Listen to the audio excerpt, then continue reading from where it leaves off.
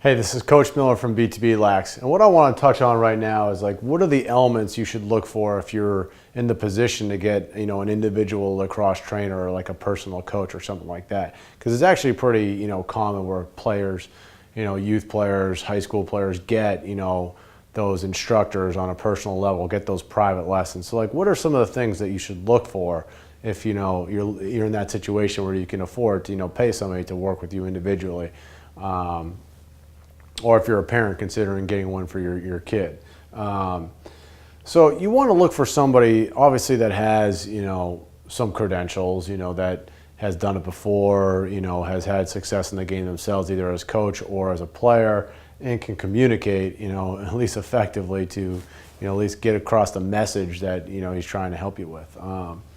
And you want to look for somebody that's more than just a feeder. Like, you just don't want to pay for something to feed you a bunch of balls and give you a few tips on technique and that's it. Like, you want to try to find somebody who's going to get to know you on a personal level, like more than just outside the lacrosse field, so he can know that's going to help him understand when he can push you harder as opposed to when he should pull back, because it's not all just bare bones. Like, you want to find somebody who's going to push you the whole time. Like, you need to push and pull a little bit, know when to back off and let somebody work their way through it, and other times know when to push through. Or like, say you work with somebody consistently for many months and you can tell the kid is just not really working that hard outside of these private lessons, he's like letting himself go a little bit in terms of his conditioning. Well, then the trainer's responsibility is like, hey man, I know that you need to get after it, like let's start getting back and kick him in the butt a little bit, get him going, like get him back there conditioning, working on getting stronger, those types of things.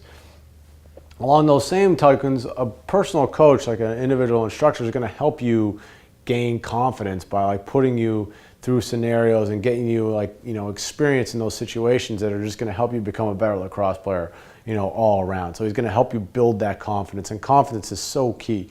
Like, we've had multiple BTB Lax videos where we've kind of touched on confidence and how to build it and how to get it, how to maintain it on the field, that sort of thing.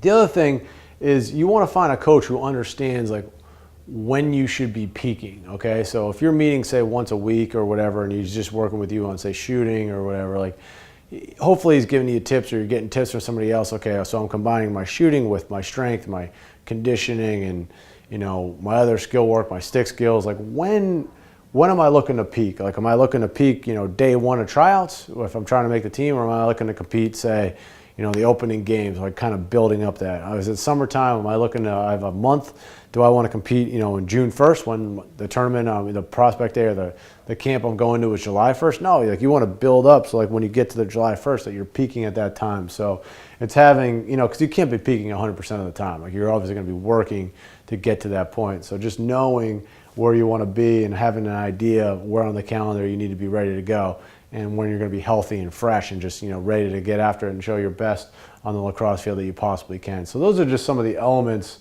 that you should look for if you're if you're in the position to get an individual coach, a personal lacrosse trainer. So Coach Miller with BTB Lax, hope to see you in some other videos.